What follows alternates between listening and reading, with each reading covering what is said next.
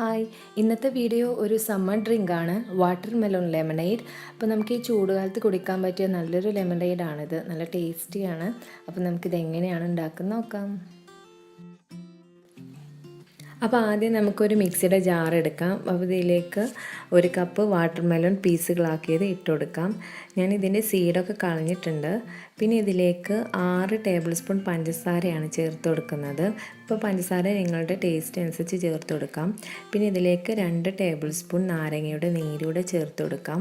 പിന്നെ ഇതിലേക്ക് 1 കപ്പ് തണുത്ത വെള്ളമാണ് ചേർത്ത് കൊടുക്കുന്നത്. ഇനി ഇതെല്ലാം കൂടി നന്നായിട്ടൊന്ന് അടിച്ചെടുക്കാം.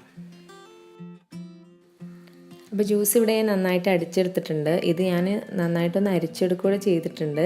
ഇനി ഇതൊരു സെർവിങ് ഗ്ലാസ്സിലേക്ക് മാറ്റാം. അപ്പോൾ ഗ്ലാസ്സിലേക്ക് ആദ്യം ഇട്ട് കൊടുക്കുന്നത് ഐസ് ക്യൂബ്സ് ആണ്. ഞാനൊരു 3-4 ഐസ് ക്യൂബ്സ് ഇട്ട് കൊടുക്കുന്നുണ്ട്. ഇനി ഇതിലേക്ക് ജ്യൂസ് ഒഴിച്ചു കൊടുക്കാം. ഇനി ഇതിൻ്റെ സൈഡിലായിട്ട് ഞാൻ വെച്ച് കൊടുക്കുന്നത് ഒരു ലെമണിൻ്റെ പീസാണ്. അപ്പോൾ നമ്മുടെ വാട്ടർ മെലോൺ ലെമണേഡ് ഇവിടെ റെഡിയാണ്. Thank you.